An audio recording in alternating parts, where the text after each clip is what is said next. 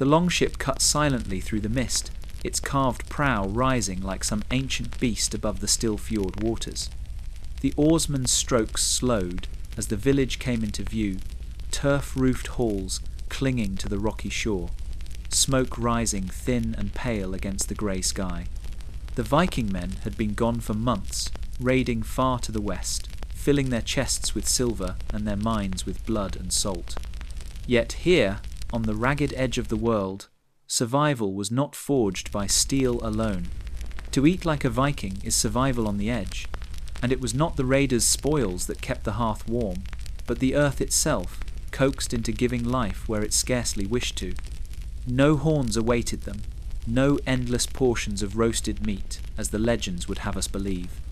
Instead, the aroma of smokehouses hung, where fish had hung in the summer wind and dried into a leathery substance. Viking women were the guardians of life in a land that eternally sought death. While men sailed the seas, it was women who, at home, dictated the rhythm of survival. It was they who determined when the knife was drawn across the throat of an animal or a wild boar. It was not an act of wasteful slaughter, but of solemn necessity. The returning Viking warriors stepped ashore, greeted not by trumpets, but by the silent work of their kin. Women bent low in the fields, pulling weeds from between rows of cabbage and turnip.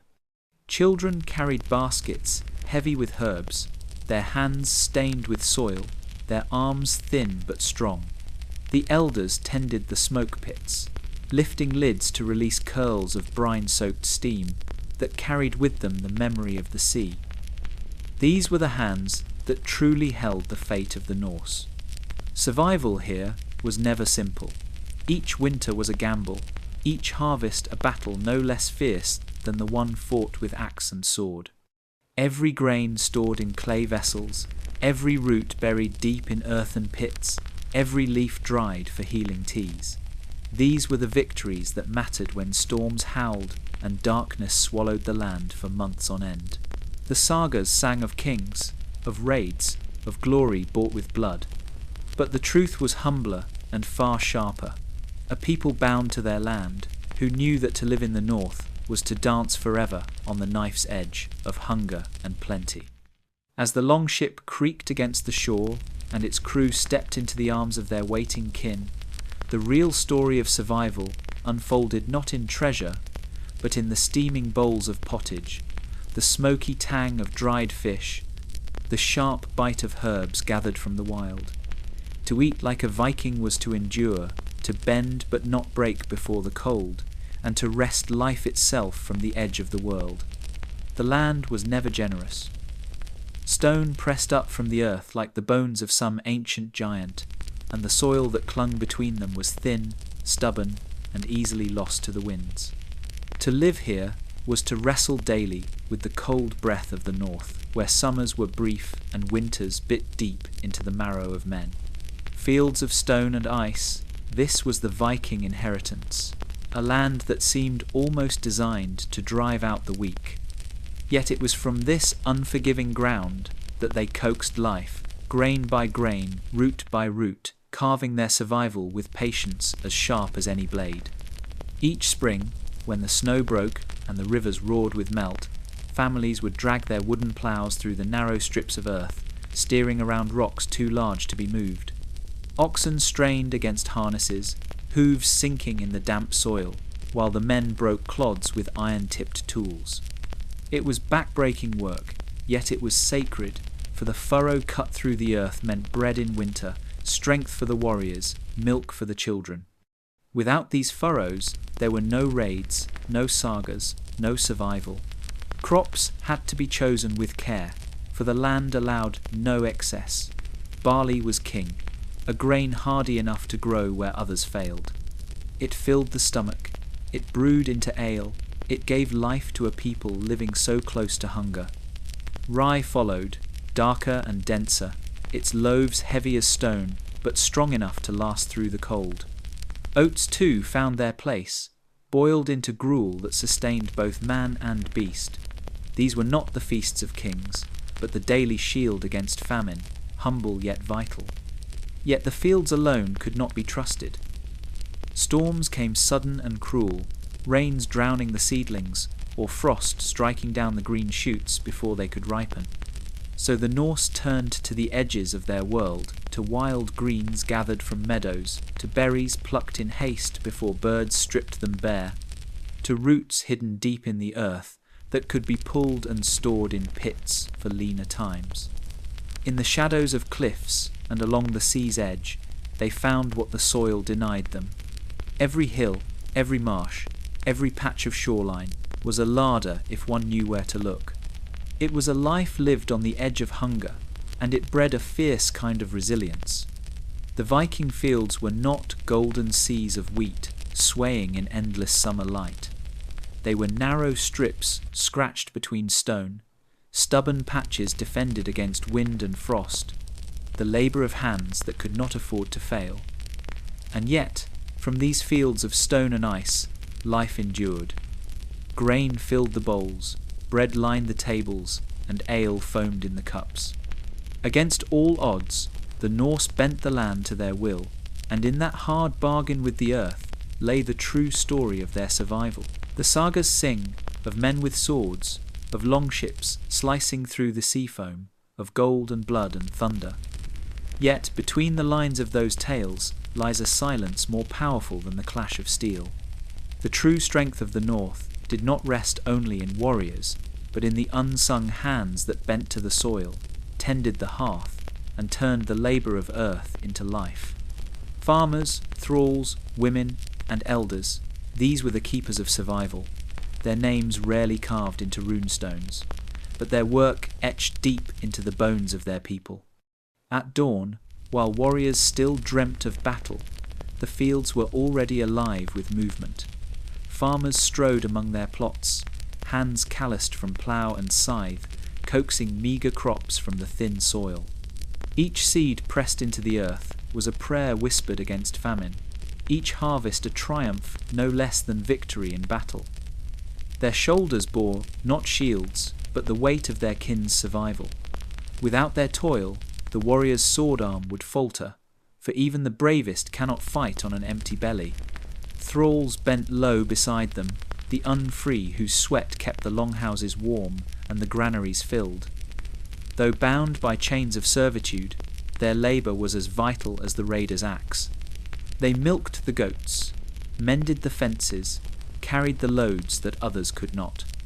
In their silence lay a truth seldom told, that Viking society stood not only on freedom and honour, but on the backs of those who endured without glory. Women, too, were guardians of life in a land forever courting death. While men sailed across seas, it was women who steered the rhythm of survival at home. They tilled gardens, tucked between stones, gathered herbs from wild hillsides, stirred stews that blended roots with dried fish and grains. Their hands spun wool, wove cloth, brewed ale, and tended fires that must never die. In childbirth they brought forth the next generation. In famine they stretched thin rations into meals that carried families through another day. They were not merely companions to warriors, they were pillars of the homestead, anchors that held the people steady against storm and hunger alike. And the elders, their bodies bowed with age, carried memory like a treasure chest. They knew where the wild greens sprouted first in spring, where the salmon leapt in swollen rivers, where roots could be stored against frost. They were the keepers of forgotten lore, passing down the hard-won wisdom of survival through story and song by the hearth fire. Their voices steadied the young, their counsel guided planting and harvest. Their presence was the bridge between past and future. The sagas may have forgotten them, but the truth of the Norse lies here, in the fields, in the smokehouses, in the gardens and store pits. In the worn hands of farmers, the quiet toil of thralls, the steadfast labour of women, the wisdom of elders. These were the unsung hands that shaped a world, balanced forever on the edge of survival. Without them, the longship would never have left the fjord. Beneath the turf-roofed longhouses, where smoke clung to beams blackened by years of fire, the Viking pantry waited like a silent guardian of survival. It was no mere store of food, it was a fortress against famine, a horde of life gathered grain by grain, fish by fish, root by root. In a land where the earth gave grudgingly and winters bit like wolves, the difference between feast and death lay in how well a family could preserve the harvest. The sword might defend a man's honour, but it was the pantry that defended his life. Rows of clay jars and wooden casks lined the shadowed corners, each holding treasures humbler than silver, yet worth far more in the dark months.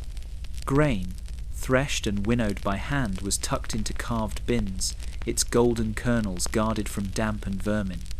Roots, turnips, skirwhite, and burdock were buried in pits, packed with straw, cool and dark, where they could slumber until hunger called them forth. Dried fish hung from rafters in stiff rows, their salt-crusted skins whispering of summer seas long past. Smokehouses stood nearby, their timbers reeking of brine and oak, each slab of meat or side of salmon, a promise that bellies would not go empty when the snow fell deep. But it was not only smoke and salt that gave the Vikings their shield against starvation. Fermentation, that strange alchemy of time and patience, was the hidden art of the Norse pantry. Cabbages were buried in brine, their sharp tang ripening into strength for the body. Ale bubbled in barrels, barley and herbs transformed into a drink that was food as much as it was cheer. Even milk was not wasted, but turned into skyr, sour and thick, able to endure long after fresh cream had spoiled.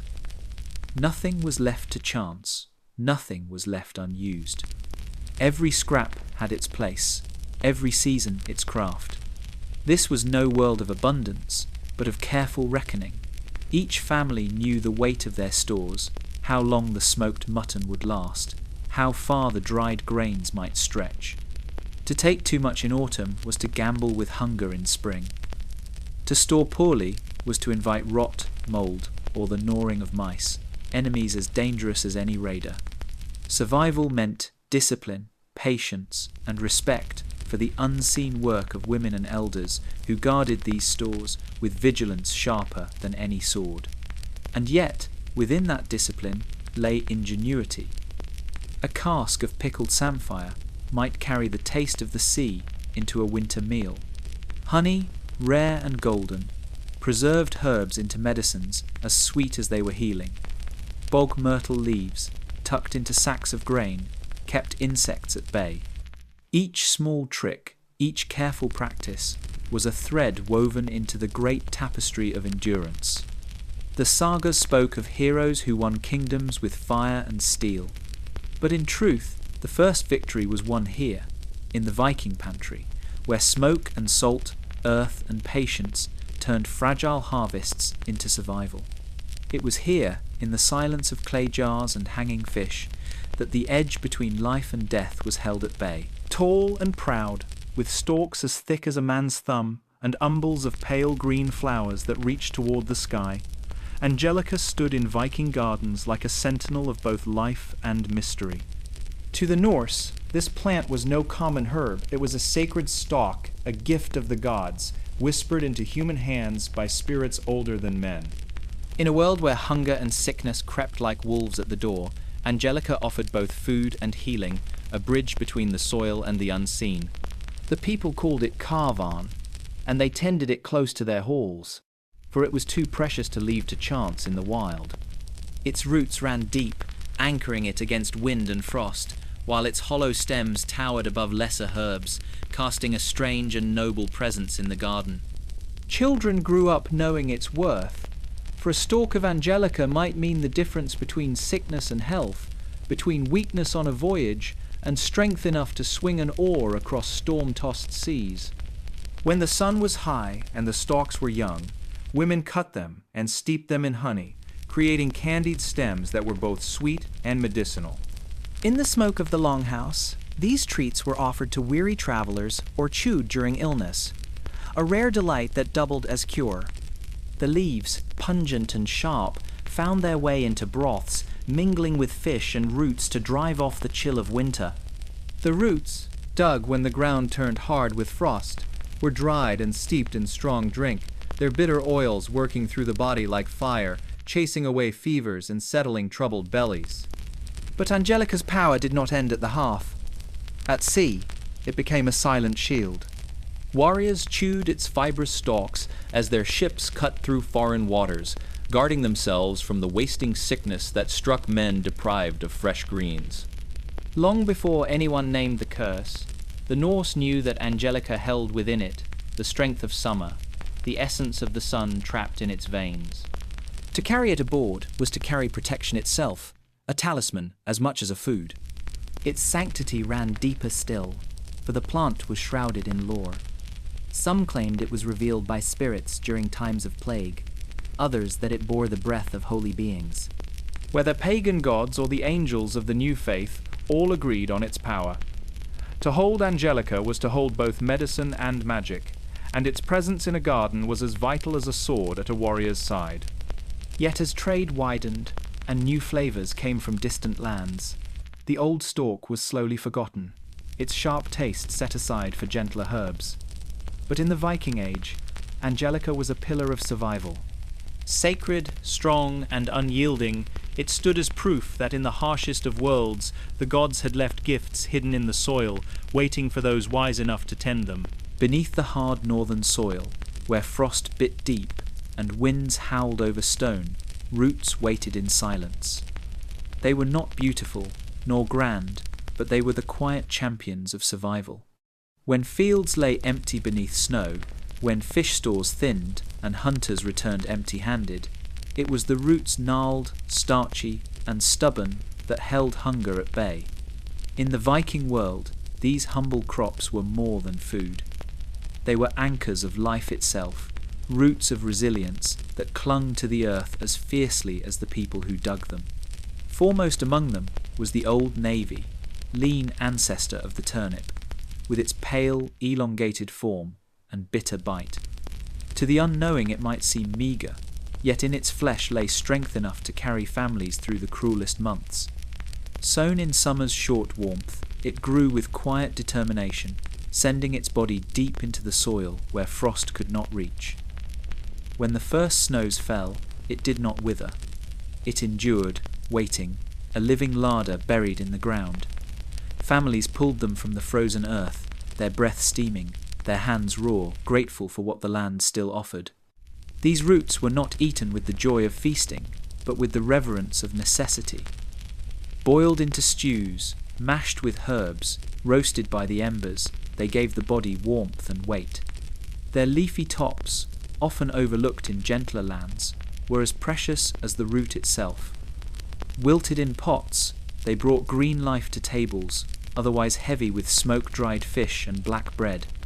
In those final weeks of winter, when granaries grew thin and the hunger months pressed close, a handful of navy leaves could mean the difference between strength and weakness.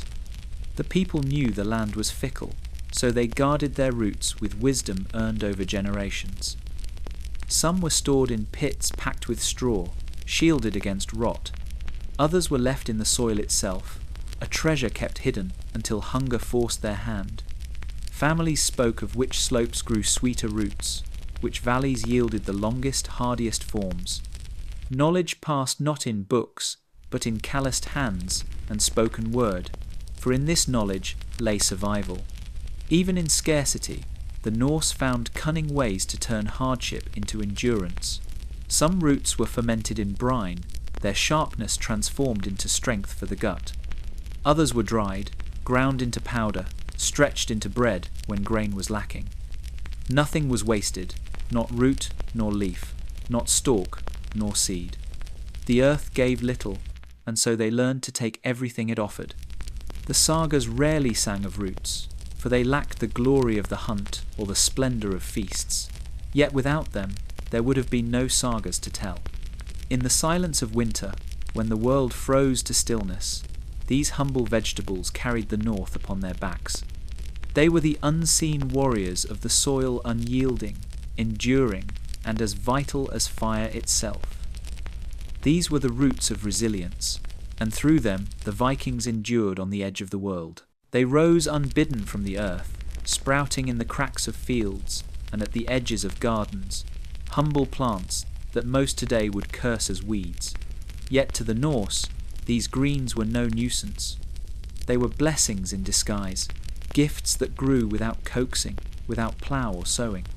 In a land where every seed mattered, where famine prowled just beyond the threshold, these so-called weeds carried the strength to keep a people alive. Fat hen, good King Henry, names lost to many now, but in the Viking age they were weeds of power, their leaves as precious as any grain. Fat hen grew quickly in disturbed ground, its diamond-shaped leaves dusted with a pale mealiness as though kissed by frost. It was the first to rise when winter loosened its grip, pushing green life from soil still chilled with ice. To the Vikings, that sight was salvation. Its leaves were gathered in baskets, boiled into broths, mixed with grains, or eaten raw in desperate hunger. Rich in iron, heavy with strength, fat hen brought health at the very moment when the body weakened from the long hunger months. Even its seeds, countless and small, were ground into flour, lending weight and substance to bread that might otherwise stretch too thin. Good King Henry stood taller, more steadfast, a perennial ally that returned year after year beside the longhouses. Its arrow-shaped leaves and green shoots promised sustenance just as snow melted from the earth. To the weary, it was the first true green of spring, a taste of life after the dead season. Women cut the shoots and served them like asparagus, boiled or roasted, to bring a fresh sharpness to meals otherwise heavy with dried fish and roots. Its leaves, strong and earthy, cooked down into stews, feeding children and elders when other crops had not yet stirred from the soil. These plants needed little tending, little effort. They thrived where barley fields ended, where compost heaps steamed, where animals roamed. That was their gift, the power to appear without summons, to stand where hunger might otherwise have found an opening. In their leaves lay iron and calcium, in their shoots the promise of renewal, in their very presence the assurance that nature had not abandoned her people. The sagas may not sing of them, for they lacked the grandeur of mead or the weight of roasted boar. Yet the truth is plain, many a Viking child owed breath to these greens, many a warrior's strength was built on their bitter taste. They were not weeds to the Norse, but allies silent, enduring, untamed. When famine whispered at the door, when the last grain was measured, it was Fat Hen and good King Henry that stepped forth from the earth, unbidden, unasked, carrying life in their leaves. Weeds of power indeed, proof that survival often hides not in splendour, but in the humble green at one's feet. The North was a land where hunger stalked every shadow, where a single failed harvest or poor catch at sea could spell ruin. To live here was to live with constant dread of the hunger months, and so the Norse learned the oldest magic of all the art of preservation. Salt, smoke, and the patient craft of fermentation became weapons as vital as axe or shield, holding famine at bay when the world lay locked beneath snow and ice.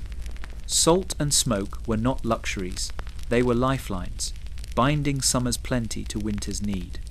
By the shores, smokehouses rose from the earth like dark guardians, their timbers stained with brine and ash. Here, salmon and herring hung in endless rows, their silver scales dulled to leathery armour by days of steady smoke. The air inside was thick, sharp, and biting, stinging the eyes but singing of survival. The same craft was turned to meat sides of mutton, strips of venison, even the flesh of seals, all strung and hardened, transformed from perishables into stores that could outlast the cruelest months. Each curl of smoke was a shield against decay, a promise that the sea's bounty and the land's hunt would not vanish with the turning season. Salt, too, was worth more than its weight in silver. It came from far coasts, traded and cherished, for in its sharp crystals lay the power to halt rot itself. Fish packed in salt barrels might last a year or more, their flesh tough but nourishing, sustaining voyages that stretched across oceans. Hunters rubbed salt into fresh kills, pressing it deep into muscle and fat, locking away what would otherwise spoil within days. To spill salt was to waste life, for each grain meant a chance to eat when the world turned lean. And beneath it all, the quiet sorcery of fermentation worked in silence. Cabbages pressed in brine turned sharp and tangy, carrying strength for the gut long after the fields froze. Milk soured into skyre, thick and sustaining, its life stretched far beyond the cow's yield. Even fish, buried and left to ripen in their own strength, emerged as food when nothing else could be found. It was a craft born of desperation, yet honed into skill, as much a mark of Norse cunning as the forging of steel. These stores filled the pantries, lined the pits, and travelled in casks aboard longships bound for foreign shores. Warriors might boast of silver plunder, but it was the taste of dried fish on their tongues, the sip of ale brewed from preserved grain, that carried them through their battles. Without it, their sagas would have ended in silence long before a word was carved in stone. Salt and smoke, simple, ancient, relentless. With them, the Norse bent time itself, dragging summer into winter, keeping death at arm's length. And in that mastery lay the true strength of a people who thrived where others would have perished. In the flicker of the longhouse fire, horns were raised, not only in celebration but in survival. For the Norse, ale was more than drink. It was bread made liquid, sustenance drawn into the cup, a companion in toil and in feasting alike. The ale of life, brewed from barley and wild herbs, was food, medicine, and ritual bound together. It filled the belly when grain alone would not suffice, eased the pain of the body, and opened the spirit to the gods. To drink was not indulgence, it was endurance. Barley, hardy and stubborn, was the heart of the brew. Crushed and boiled, it gave forth its sweetness, the very essence of field and furrow. Yet grain alone would not carry the drink. Into the steaming mash went herbs gathered from meadows and marshes, bog myrtle with its resinous bite, meadow sweet with its honeyed fragrance, yarrow sharp as iron on the tongue. These plants were not chosen at whim, but with the wisdom of generations. They guarded the brew from spoilage, softened the bitterness, and carried hidden powers that the Norse believed could heal or protect. Each herb brought its own spirit to the cup, making every vessel of ale a draught both earthly and otherworldly. In the gloom of winter, when water froze and streams ran foul, ale was safety. Its brewing fire killed what might harm. Its strength preserved it against decay. Men and women alike drank it daily, not as indulgence, but as nourishment. A horn of ale was a meal in itself, rich with the grain's substance, warming against the cold. Children, too, were given weak brews, for even they could not trust the water untouched by fire and herb. Yet ale was more than sustenance. It was woven into the very fabric of Norse ritual. At sacrifices, horns foamed in offering to the gods, poured upon the ground to honour ancestors. At weddings, it sealed the bond of man and woman. At funerals, it eased the sorrow of parting and carried the dead into memory. To sit in the mead hall was to share in more than drink. It was to partake in the very lifeblood of the community, a ritual of belonging. There was medicine in it too, though the Norse spoke of it not in measured terms, but in lived truth. A man plagued with fever might be given ale steeped with angelica root. A woman after childbirth might drink a horn laced with herbs to restore her strength. Even the wounded might find comfort in its warmth, as the bitterness of herbs dulled pain and the fire of barley gave back will to endure. The ale of life was no idle indulgence of merrymakers. It was the liquid bread of the north, the healer of wounds, the bridge between man and God.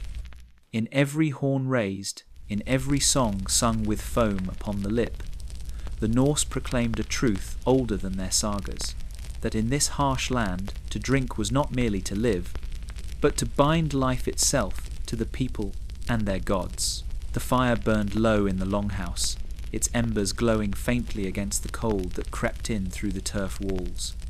Outside, snow still clung to the earth, though the sun lingered a little longer in the sky with each passing day. This was the cruelest time of all the hunger months. The granaries stood nearly empty, roots shriveled in their pits, and salted meat worn thin from long consumption. It was not the deep of winter that tested the Norse most fiercely, but the ragged edge between seasons, when winter still held its grip and spring had yet to deliver its promise. Stomachs gnawed with hunger, for by now the hearty meals of autumn had dwindled into thin broths, stretched with whatever remained. Children ate crusts of hard bread softened in water, while elders tightened belts and let the young eat first. The people counted every smoked fish, every grain of barley, every scrap of dried herb. Waste was a word without meaning, for nothing bone, skin, or leaf could be spared. To survive the hunger months was to live balanced on a knife's edge. Yet the Norse were not a people easily undone. They knew that even in the harshest of times, the earth whispered of life if one had the patience to listen. When the snow retreated from the edges of the fields, sharp green shoots pushed through the thawed soil. Fat hen, good King Henry, nettles. Bitter though they were, these first offerings of spring were greeted with reverence, boiled into pottages that brought new strength to weary bodies. A handful of greens in the pot was like a promise that the land had not forgotten them. Along riverbanks and marshes, the foragers bent low, gathering sorrel, bistort, and tender roots that survived the frost. From the sea came gifts to samphire, sprouting from salt marshes, mussels pried from rocks, kelp drying in the weak Sunday. These were not feasts, but lifelines, small measures of life scraped together to bridge the gap until the fields awoke again. Children learned early to hunt with their eyes for these treasures, their survival depending not on strength of arms, but on sharpness of sight. The hunger months left their mark upon every soul. The people grew lean, eyes hollow, movements slowed. Songs were sung softer, laughter rarer. Yet in this trial, a strange strength took root. Families drew close around the hearth, sharing what little there was, enduring together. The hunger months taught the Norse a truth sharper than any blade, that survival was not won by battle alone, but by patience, cunning, and an iron will to endure. When at last the fields stirred, and the first barley sprouted, when calves were born, and milk flowed again, the people rejoiced, not with grand feasts, but with quiet gratitude, for they had endured once more. The hunger months had tested them, as they always did, and yet the Norse still stood gaunt, scarred, but unbroken. The sea was both shield and sword to the Norse, carrying their ships to distant lands and hurling storms against their coasts. Yet it was more than a path of war and trade. It was also a larder, vast and generous, if one knew where to look. Along the ragged shores of Scandinavia, where thin soils offered little and winters struck like a hammer, the sea gave quietly of itself.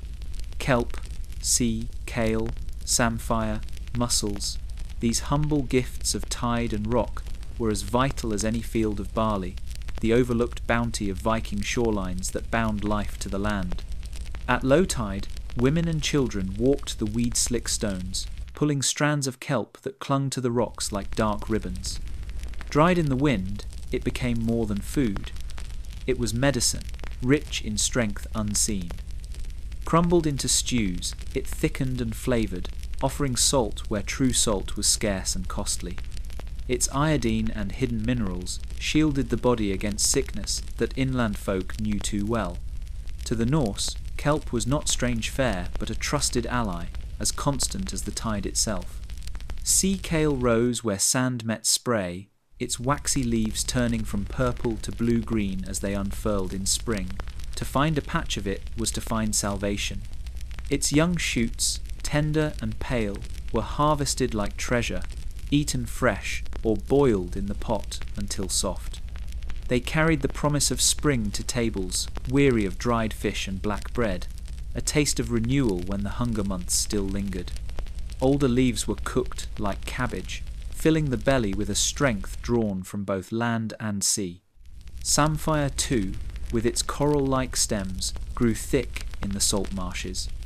Bitter and briny, It was boiled to temper its strength, then served beside fish or packed in jars of brine to last through the year.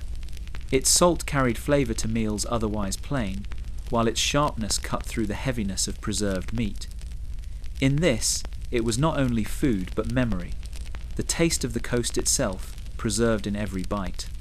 And then there were the mussels, clinging in black clusters to the rocks, waiting for the daring hands that pried them free.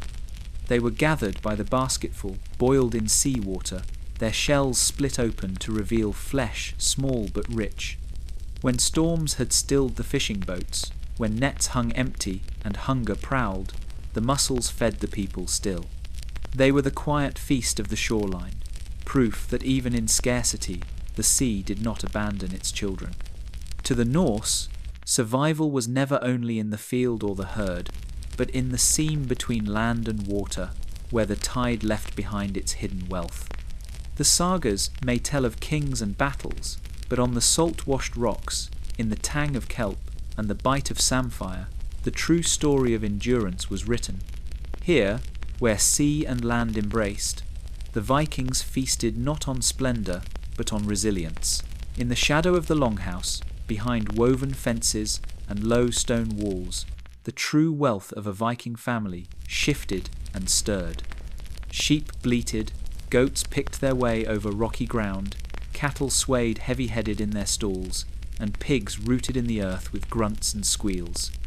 These were not simply beasts of burden or meat on the hoof. They were life itself, walking larders that carried the Norse through the seasons. In a world where the soil yielded grudgingly and the sea could turn treacherous, it was the animals they bred that kept hunger at bay and bound survival to the land. Sheep were the most faithful companions of the farmstead, their wool spun into garments that kept the cold from gnawing too deeply, their milk turned into cheese rich enough to stretch through lean months. In autumn, when grass grew thin, some were slaughtered, their meat salted or smoked, their hides tanned into cloaks and boots. Nothing was wasted. Even sinew and horn found their place, shaped into tools or thread. Each sheep carried not just flesh and fleece, but a promise of warmth and sustenance against the coming frost. Goats, ever nimble, thrived where little else could. They climbed the steep hillsides, cropping weeds and tough grasses, turning what seemed barren into milk and meat. Their milk, sharp and strong, filled the bellies of children, while their hides toughened into enduring leather. For poor households, goats were the hardy beasts that would not fail them, surviving where cattle might weaken. Their stubborn endurance mirrored that of the people themselves, lean, fierce, and unyielding. Cattle, though fewer, were prized as wealth itself. A family with cows stood higher in fortune, for from their udders flowed the cream and milk that could be churned into butter or cultured into skyer. They pulled the plough, their strength breaking the stubborn soil, and when slaughtered, their meat was bounty enough to fill the longhouse with smoke and fat. Bones were boiled until they gave up their marrow, horns carved into vessels, hides stretched into shields. To kill a cow was no small choice, for it was to part with labour and milk as well as meat. But when done, it marked a feast remembered in story and song. And then there were the pigs, wild-eyed, clever, and quick to fatten on scraps and forage. Their meat was rich, their bellies yielding lard for cooking and storage, their very presence promising abundance. A well-fed pig could turn a winter meal into celebration, its crackling skin and dripping fat, a reminder that life, though harsh, still held moments of joy. Together, these beasts formed a circle of survival, each one feeding and clothing the household in its way. Sheep for wool, goats for resilience, cattle for wealth, pigs for feasting their breath, steamed in the cold air. Their voices filled the farmstead, and their bodies, when given, carried families through the hunger months. The sagas praise warriors and kings, but it was the beasts they bred that stood unspoken as the pillars of life in the Viking age. When the knife was drawn across the throat of beast or boar, the act was not one of wasteful slaughter, but of solemn necessity. To kill an animal in the Viking world was to summon both gratitude and cunning, for every drop of blood, every sliver of flesh, every brittle bone carried value. Nothing was discarded, nothing left to rot. From snout to tail, hide to marrow, each part was claimed and turned into food, fuel, or tool. In this harsh land, extravagance was death, thrift was survival. Blood and bone were as vital as meat itself, woven into the cycle of endurance. Fresh blood, steaming as it poured from the animal, was caught in wooden bowls and stirred with quick hands to keep it from clotting. Women seasoned it with flour and herbs, sometimes with oats or barley, and poured the mixture into cleaned intestines to make sausages black and rich. These blood puddings, boiled or fried upon flat stones, were heavy fare, thick with iron and strength, eaten warm while the rest of the carcass was still being dressed. For warriors and farmers alike, such food gave vigour, a sudden weight of nourishment that filled the body with fire. The bones, split with axe or mallet, gave forth their own treasures. Marrow, soft and fatty, was scooped out with knives or sucked straight from the hollow, a delicacy that brought warmth to the belly. Boiled into broths, the bones yielded their hidden strength to the pot, thickening soups that carried families through bitter nights. The broth was not only food but medicine, believed to mend the sick, strengthen the weak, and ease the pains of age.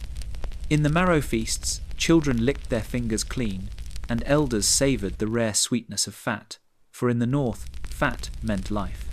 Even the organs, so often spurned in gentler lands, were cherished. Hearts, livers, and kidneys found their way into stews, rich and dense. The stomach was cleaned and stuffed with chopped meats, blood, and grains, tied with twine and boiled into hearty fare. To the Norse, such dishes were not strange, but proof of wisdom, an understanding that the gods gave no excess, and so man must squander none. Hides became cloaks, sinew became cord, horns became drinking vessels, hooves were boiled for glue, each part served, each part remembered. Waste was an insult to the beast, and by extension to the gods who gave it. Thus, when the longhouse filled with the smell of fresh blood pudding or the thick steam of bone broth, it was not only a meal but a lesson. Life demanded reverence, and survival demanded craft. In blood and bone, the Vikings found not scraps, but the very essence of endurance, turning death into sustenance and scarcity into strength. The mead hall glowed like a beacon against the long night, its high roof casting shadows that swayed with torchlight and smoke. Inside, the air was thick with the scent of roasted flesh, spiced stews, and honeyed drink, a world apart from the thin broths and coarse bread of daily fare. This was no simple meal, it was the feast of kings, a banquet where power was displayed not in sword strokes, but in the abundance laid upon the board. Here, venison, boar, and exotic treasures, brought by trade, proclaimed a lord's might as loudly as his victories in battle. At the centre of the hall, spits turned slowly, dripping fat hissing into the fire below. Whole boars, their skin crisped and glistening, gave off a scent so rich it seemed to seep into the very timbers. Stags brought down in the forests beyond were dressed in garlands of herbs, their haunches carved and passed among warriors who bit into the flesh with laughter and growls alike. These were prestige foods, not for every hearth, but for the high tables where jarls and kings sat in honour, their power measured by the beasts that lay upon the platters. Yet the feast was more than the hunt. From distant shores came spices that carried the whisper of far lands. Pepper, cinnamon, and cardamom, traded through the markets of the east, found their way into Viking stews and sweetened meads. To sprinkle such treasures upon meat was to declare wealth beyond the reach of common men, a mark that a chieftain's influence stretched far along the trade routes of the world. Bowls of dried figs and dates, rare and delicate, were placed like jewels upon the table, tokens of lands where the sun burned hotter than any northern summer. Mead flowed endlessly, golden and heady, served in horns that gleamed in the firelight. its sweetness mingled with the salt of meat, loosening tongues and stirring the voices of skalds who rose to recite sagas. The clash of cups, the roar of toasts, the pounding of fists upon tables, all wove together in a thunder that rivaled any storm. Here, alliances were sealed, oaths sworn, and rivalries softened or sharpened with each passing horn. For the warriors gathered, such feasts were more than indulgence. They were glimpses of plenty in a life built upon scarcity, moments where the grim face of survival gave way to splendor. For the host, the banquet was power itself, for to feed men richly was to bind them in loyalty. A king who could offer venison seasoned with foreign spice, a boar roasted whole, and mead that never ran dry, was a king whose name would be carried in respect. And when the fires burned low, and the last of the bones were cast aside, the memory of the feast lingered. For in that hall of smoke and gold, men tasted not just food, but the might of their Lord, the promise of plenty, and the glory of belonging to a people who, even on the edge of the world, could conjure a feast fit for kings. The longships that cut across the seas carried more than warriors and steel. They carried hunger for the rare, the strange, the flavours of distant lands. For the Norse, survival at home was bound to roots, grains and fish, yet their eyes and palates reached far beyond their fjords. Trading for taste became as much a part of Viking life as raiding for silver. In the bustling markets of Hedeby, Birka and Kaupang, the goods of the world gathered, walrus ivory from Greenland, silk from Byzantium, and spices from lands so distant they seemed almost dreamt.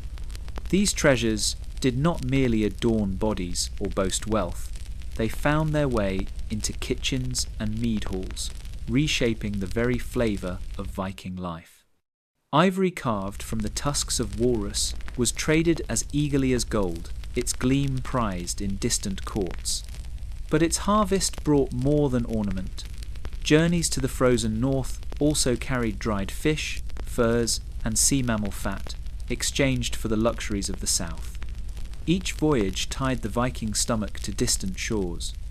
When ivory left the north, spices often returned: pepper, sharp as frost, cinnamon sweet as mead, cardamom that lifted even coarse barley bread into something strange and wondrous. To taste these flavours was to taste power itself, for only the wealthy could afford to scatter the sun of foreign lands into their stew pots. Silk, smooth as water, arrived, rolled, and guarded like treasure. It draped the bodies of kings and their households, but scraps and fringes, too, carried their way into meals not as cloth, but as status. A host who wore silk and seasoned his venison with pepper was more than a chieftain. He was a man whose reach touched Constantinople, whose silver had passed through Arabic hands. In the mead hall, such things tasted of authority. Markets along rivers and seas became the true feasting grounds of the Vikings, for there they consumed with their eyes and tongues alike. Walrus hunters, Russian traders, Arab merchants, Frankish craftsmen, all brought their wares to exchange. Honey from Slavic forests sweetened the northern brews. Wine, heavy and red, travelled in barrels from Francia. Almonds and figs, shriveled from long journeys, were set upon high tables as delicacies. Their rarity savoured more than their taste. Yet these luxuries, however exotic, never stood alone. They mingled with the common fare of home, woven into the fabric of survival. A boar, roasted over the fire, might be rubbed with eastern spice. Mead, already golden with honey, might carry herbs from far fields. Bread, dark and dense, might be dusted with seeds that had crossed half the world. In every bite lay proof of the Viking reach, not only raiders, but traders, not only takers, but exchangers. Trading for taste did more than season their stews, it seasoned their identity. Each horn of spiced ale, each fig upon the board, was a reminder that the Norse were not cut off at the edge of the world, but bound by ship and silver to the great web of lands beyond. In the spice upon their tongues, they tasted the wide world and their own place within it. The sagas do not sing of them. Their names were not carved upon stones, nor their deeds remembered in verse. Yet, without the thralls, the unfree who bent their backs beneath the weight of another man's will, the farms and halls of the north would have faltered. They laboured in silence in the fields, in the byres, in the smoke of kitchens, and in silence too they ate. The thrall's bowl was no feast, no banquet of kings. It was survival, pared to its barest form, thin stews of barley and bitter greens, enough to fill the belly and nothing more. Their meals began where the masters ended. After the choice cuts of meat had been carved for the high table, after the thickest stews had been ladled into the bowls of warriors, what remained was gathered for the thralls. Bones picked nearly clean, skins tough and gristled. The offal that others turned aside, these were their portion. Into great pots it all went, boiled with water, barley, and whatever greens could be spared or gathered from the wild. Nettles, sorrel, dock, and fat hen plants that sprouted unbidden by fence lines and waste heaps became the thralls' companions, lending sharpness to the thin broth. Barley was their staple, not in the form of bread leavened and baked, but boiled into porridge, coarse and heavy, or stretched thin into watery gruel. In it might float a sliver of turnip, a shred of dried fish, perhaps a scrap of fat to lend substance. It was not meant to delight, but to sustain the body for labour. And labour they did, dawn to dusk, driven by hunger as much as by command. Yet even in this low fare, the thralls carved out small comforts. A marrow bone left behind might be cracked open in secret, the rich fat savoured as a hidden treasure. Bitter greens gathered in secret corners of the field could be slipped into the pot, their freshness cutting the monotony. When luck or kindness offered the remnants of a feast crusts of bread, or a ladle of stew thick with meat, the thralls ate with quiet haste, for such bounty was rare. The thrall's bowl was more than food, it was a measure of place. To eat from it was to know one's station, to understand that one's strength was valued only so far as it could serve. Yet from these bowls came the hands that tilled the soil, that mended the walls, that milked the goats and hauled the wood. Their hunger fueled the very structure of Norse life, though their bellies never knew the fullness of the feast. The sagas tell us of kings, of raids, of banquets lit by gold and fire, but in the shadows, hunched over their thin stews, the thralls endured. Their food was meagre, their lives unmarked, yet their labour wove the fabric of survival. In every field sown, in every hearth tended, the thrall's bowl stood as a silent reminder. Even the lowest hands kept the north alive. The crackle of the hearth was more than warmth, it was the sound of survival. Upon flat stones blackened by years of use, bread took shape, not in soft risen loaves of luxury, but in dense rounds, flat cakes, and coarse barley loaves that fed the north day after day. Bread from fire and stone was the daily anchor of Viking life, humble in form, yet mighty in its role. For without grain, the longships would not sail, the fields would not be ploughed, and the sagas themselves would have gone unwritten. Barley was the grain of the north, hardy enough to endure the thin soils and short summers where wheat often failed. Its flour, ground coarse between heavy stones, was dark and gritty, carrying with it the taste of earth itself. From this meal came flatbreads, baked directly on heated stones or iron griddles laid across the fire. They were simple, round, and hard, yet they travelled well, slipped into pouches for field work or voyages across the sea. A man could live on such bread, torn in pieces and dipped into broth, for it carried both strength and endurance in every bite. At times, oats or rye were added, when fields gave enough. Together, they formed thicker loaves, baked within clay ovens or beneath ashes, their crusts tough, their centres dense. These were not loaves that yielded softly to the touch, but ones that resisted, demanding strong jaws and steady hands. Yet they filled the belly, and that was enough. In lean times, bark from birch might even be ground and mixed with flour to stretch it further, proof that nothing was too humble when hunger pressed close. Griddle cakes were another staple, thin as a hand's breadth, sometimes enriched with a spoon of honey, if fortune allowed, or flavoured with herbs gathered from the fields. They were eaten hot from the stone, their edges crisp, their middles chewy, often served with fish or curds of sour milk. For children and thralls, such cakes were sometimes their only meal, and though plain, they gave life enough to push through the labour of the day. Yet bread was more than sustenance, it was woven into ritual. At feasts, larger loaves were set before guests, symbols of hospitality as sacred as the meat itself. At offerings to the gods, bread was broken and cast into fire or laid upon stones, given back to the earth from which it came.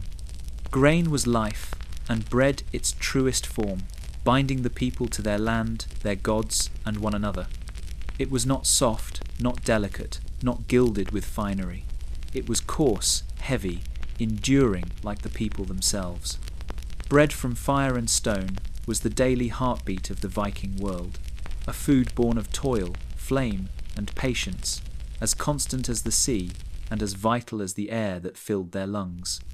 Without it, even kings would have known hunger. In the chill of the north, where fields gave grudgingly and the sea was never certain, it was the beasts of the byre that offered a steadier gift. From their udders flowed the pale wealth of milk, warm and steaming at dawn, rich with the promise of strength. To the Norse, this was no simple drink, but a lifeline transformed by cunning hands into cheese, into skyr, into fermented curds that carried families through seasons of want. Dairy was the hidden shield of the Viking age, fat and protein bound into forms that endured when fresh milk could not.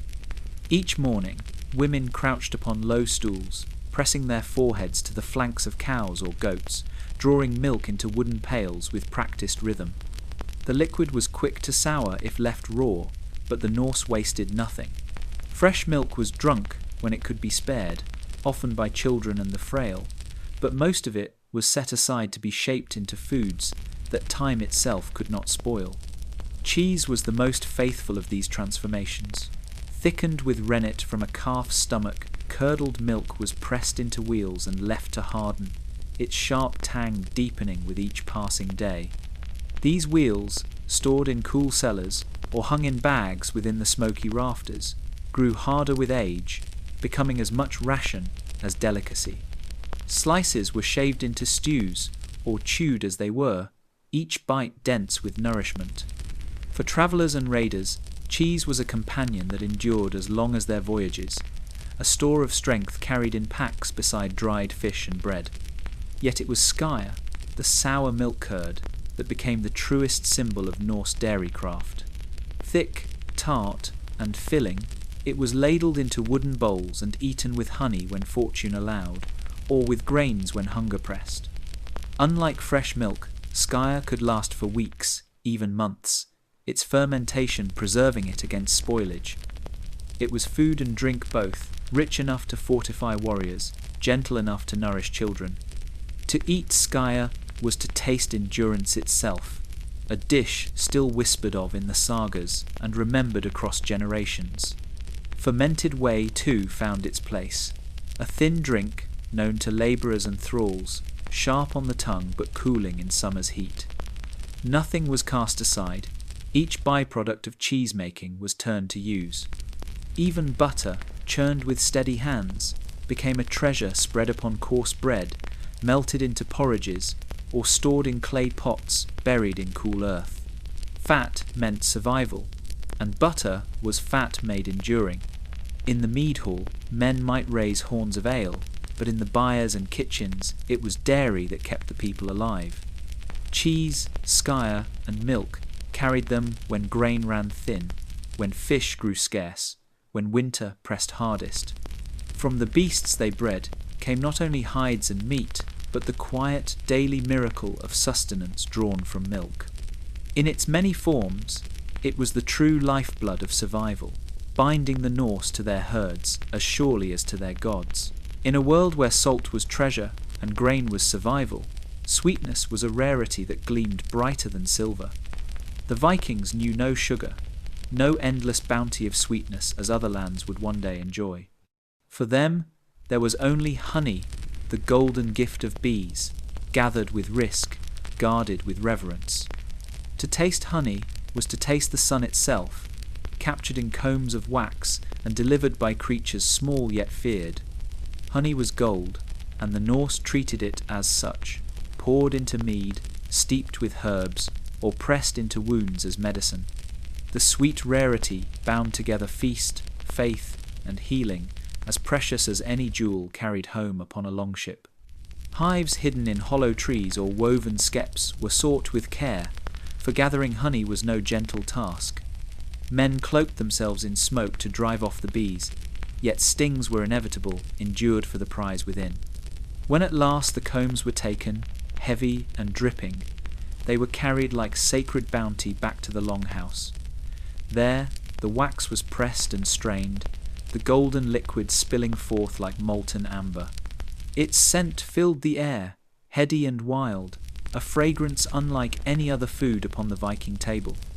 The first and greatest use of honey was in mead, the drink of gods and kings. Mixed with water and left to ferment, sometimes with herbs or berries, it became a draught both intoxicating and divine. In the mead hall, horns brimmed with its golden foam, and to drink it was to join a ritual as old as memory.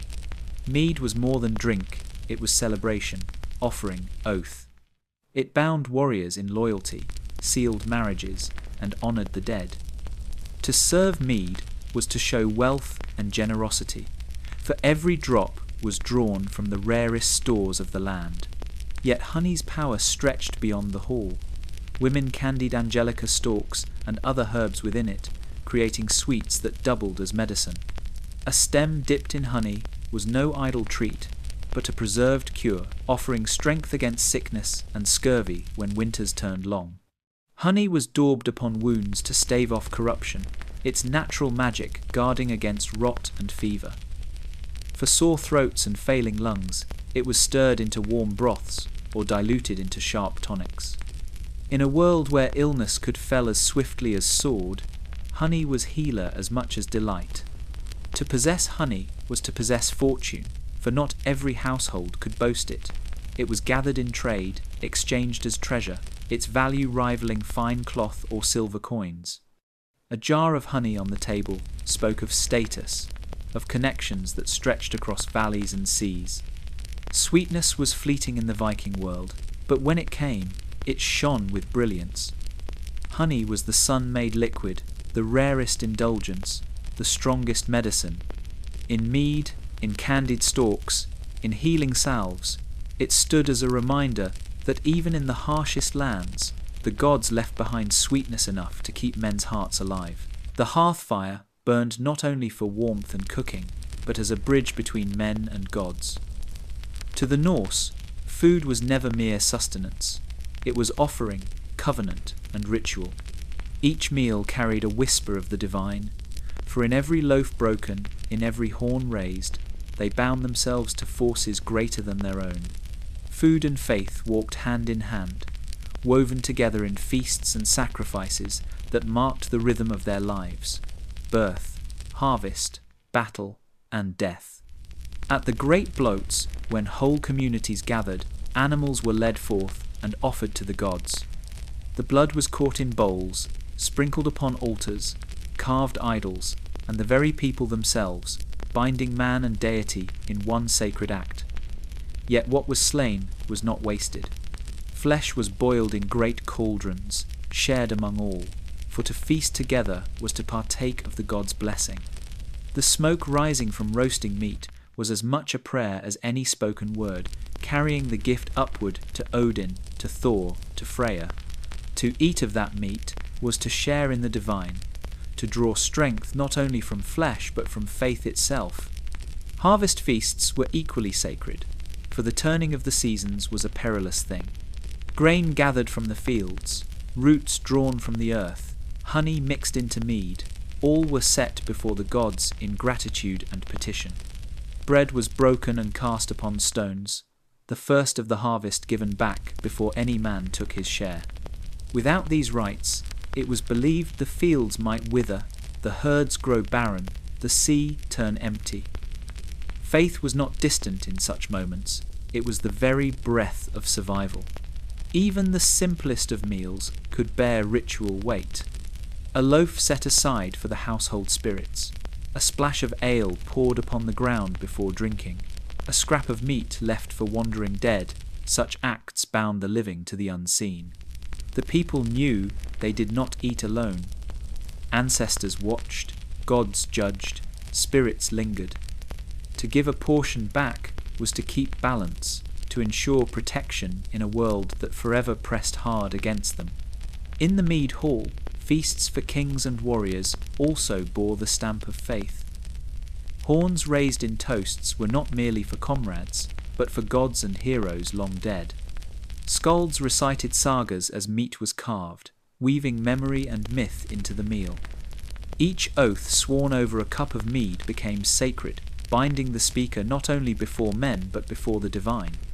Thus, in every season, food and faith were braided as tightly as rope upon a ship.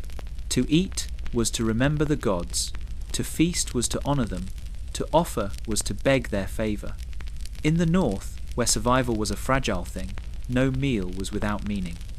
The bowl, the loaf, the horn, all were vessels not only of nourishment but of belief, tying men to gods as surely as the earth ties root to soil. The sea was a cruel companion, vast and unending, and a Viking who set his oar to water knew that hunger was as deadly as any storm. For a voyage across unknown horizons, steel alone was not enough. Food was the true weapon, packed tight into chests and barrels, carried in sacks slung over shoulders. Voyagers' rations were no feast, but they were endurance made flesh, hardtack that could break a tooth, fish dried to leather, strips of salted meat, bundles of herbs, and barrels of ale. With these, the Norse carved their way across oceans, fed not by abundance, but by resilience. Hardtack was the cornerstone, baked from coarse barley or rye flour until it was hard as stone, its edges sharp and dry. It could not rot, nor mould, nor spoil, so long as it was kept dry. Sailors gnawed at it with steady jaws, or softened it in broth or ale until it yielded. It was not meant to please the tongue, but to silence the belly. A man might curse it, but he could not deny its power to keep him alive when days stretched long without sight of shore.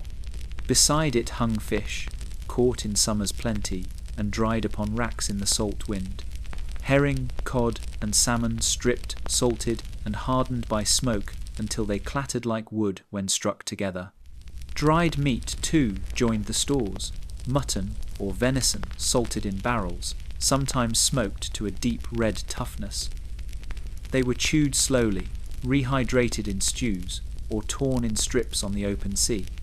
These foods carried the memory of hearth and field, a taste of home on waters that cared nothing for men's survival. Herbs, too, found their place, tucked in bundles and jars. Angelica stalks, dried and chewed, warded off the creeping sickness that came when fresh greens were scarce. Bog myrtle leaves, bitter and resinous, were added to ale or stews, their oils keeping rot at bay. Even simple greens dried in summer nettles, sorrel, or good King Henry, were crushed into stews to stretch the rations further. Each herb was a shield, both against hunger and against the unseen illnesses that struck those too long at sea. And always there was ale. Barrels of it were rolled aboard, heavy with the brew of barley and herbs. Ale was no luxury but necessity, for water turned foul within days at sea, while ale endured. It quenched thirst, it filled the belly, it lifted weary spirits as oars beat their endless rhythm. A horn of ale at sunset was a comfort against the vast emptiness of the horizon, a reminder that life still held warmth, even on the edge of the unknown. These rations were not chosen for taste, but for survival, each one a bulwark against the gnaw of hunger and the frailty of flesh. With hardtack and dried fish, with herbs and ale, the Vikings crossed seas that others dared not dream of. Their voyages were fed by endurance, and in each ration chewed upon the waves, there was the taste of conquest, of survival, and of destiny carried forward on the tide. The North was never a land of certainty. Each harvest was a gamble, each winter a trial by frost and hunger. Famines and failures stalked the Viking world like wolves in the dark, striking without warning, leaving villages gaunt and hollow. Crops might wither under early frost, or drown in rains that turned fields to mire. Herds might sicken, fish might vanish from the sea, and what stores had been laid carefully in autumn could prove far too little by spring. Hunger was a constant shadow, and when it struck mercilessly. The fields told the story first. Barley stalks that should have stood tall, bent weak, and yellowed, their grain thin and scant. Turnips pulled from the earth were shriveled, their roots stunted. The meadows, once alive with herbs, yielded little but bitter stalks. Families gathered what they could, yet the baskets weighed light. Smokehouses hung emptier than they should, granaries echoed hollow, and the people knew then what the long months ahead would bring. When famine pressed hardest, the people stretched what little they had. Bread was thinned with bark ground from birch, giving it a bitter edge that scraped the throat. Soups were watered until they were little more than hot liquid, flavoured by a single bone or root. Children picked at nettles and sorrel along the edges of fields. Their fingers raw from the cold, their bellies never filled. Even the animals grew lean, their ribs showing, until some were slaughtered early to spare fodder, their thin flesh added to the cauldrons in hopes of carrying the people a little longer. The winters of failure were cruelest. As storms swept across the fjords and snow buried the earth, there was no chance of gathering more. The hunger months dragged, not for weeks, but for entire seasons, and in the longhouses, silence often replaced laughter. Elders went without, so the young might eat. Thralls laboured on weaker rations still, their strength fading as quickly as the light. There were tales, whispered in shame, of families forced to forage for carrion, of men lost in the forests, chasing scraps that never came. And yet, though famine hollowed their cheeks, it did not break them.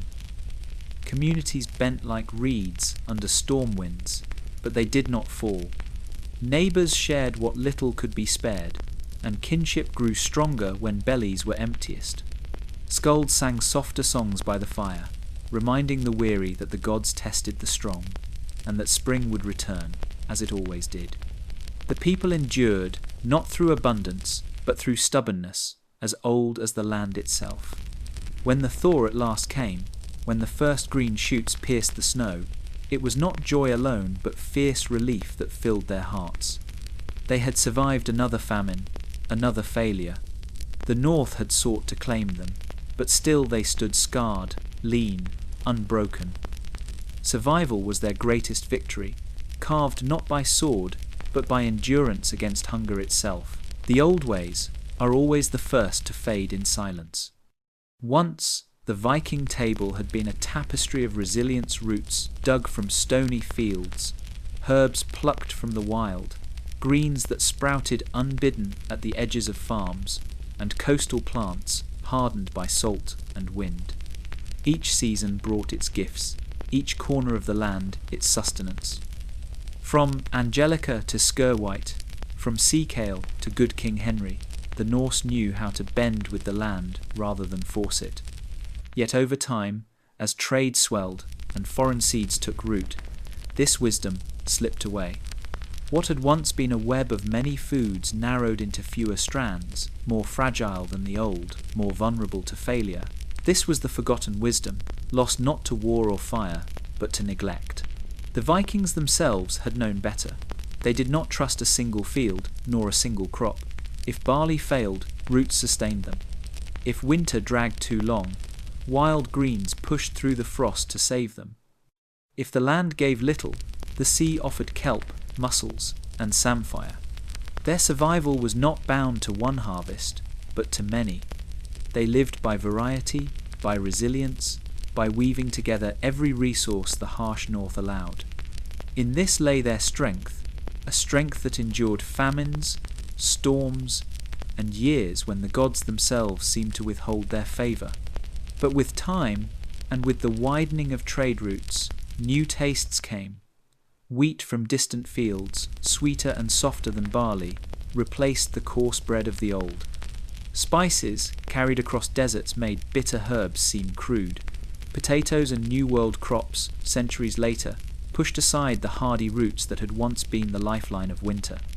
The labour of tending perennials, of gathering weeds of power from meadows, seemed old-fashioned beside fields of uniform grain and vegetables bred for ease. What had been diverse shrank into monotony. What had been resilient bent under the weight of dependence. The forgotten plants lingered only in the corners of memory, an herb growing wild, where once it had been tended, a bitter green dismissed as weed, a root spoken of in a scold's fading verse. Angelica, once chewed upon the sea to ward off sickness, was abandoned for imported remedies. Fat hen, the spring saviour, was cast aside as a nuisance. Skirwhite, once praised for its endurance in poor soil, vanished from gardens altogether. The wisdom that had carried the North through centuries of hunger was cast into shadow, traded for convenience and foreign bounty. And yet, in the silence of forgotten fields and the ruins of farmsteads, the lesson remains. Diversity was life, reliance was peril. The Vikings had carved survival from a cruel land by honouring every gift it gave, great and small. When that knowledge was set aside, a deeper strength was lost. The forgotten wisdom is not gone. It waits in the weeds, in the roots, in the herbs that once fed a people on the edge of the world. To eat like a Viking was not to revel in barbarism, nor to gorge endlessly upon meat and mead, as the sagas sometimes suggest. It was to live with discipline, with cunning, and with reverence for a land that gave little and demanded much. The table of the North was not born from gluttony, but from struggle, and in its bowls and loaves lay a masterclass in survival. Each dish, each method, each humble plant or beast spoke of a people who endured on the edge of the world, turning hardship into strength. The Norse knew hunger as an ever-present shadow, yet they bent it to their will. Their diet was not careless abundance, but careful design routes pulled from frozen soil, herbs gathered from wild marshes, fish dried into leather-tough stores, milk soured into skyre that outlasted time itself. They built pantries of smoke and salt, laid harvests into pits beneath the ground, and drew sustenance from weeds that others would scorn. Nothing was wasted, nothing ignored. Even blood and bone became food, even weeds became power. Such resourcefulness was not savagery, it was brilliance, honed over generations by necessity. Feasts were rare, and they bore weight beyond indulgence. To serve venison, seasoned with spice from distant lands, was to proclaim not only wealth, but reach, authority, and kinship. To pour mead was to invite gods and ancestors to the hearth. To share bread was to weave bonds of loyalty stronger than iron. Each feast was woven with faith and meaning, for food was never only flesh for the body it was offering, memory and covenant. Yet for all their splendour in moments of plenty, the true genius of the Vikings lay in scarcity. They had no illusions of endless harvests, no fragile reliance upon a single crop. Their strength came from diversity, from knowing every plant and animal that might yield life. They turned to the sea when the fields failed, to roots when the grain was thin, to herbs when sickness struck. They endured the hunger months, not by despair, but by using every thread of knowledge their ancestors had left them. In this lay the wisdom of a people who did not merely survive the edge of the world, they thrived there. And so, when we look back upon the Viking table, we must cast aside the myths of crude appetites and savage hunger. What we see instead is a tapestry of resilience, a culture of food born not from barbarism, but from mastery. They lived where others would starve, wresting sustenance from stone, salt, and frost. To eat like a Viking was to respect the land, to honour the beasts, to treasure the smallest green shoot as fiercely as the fattest ox. It was survival made art, endurance made ritual. It was the story of a people who turned the edge of the world into a table, and in doing so, carved their place in history.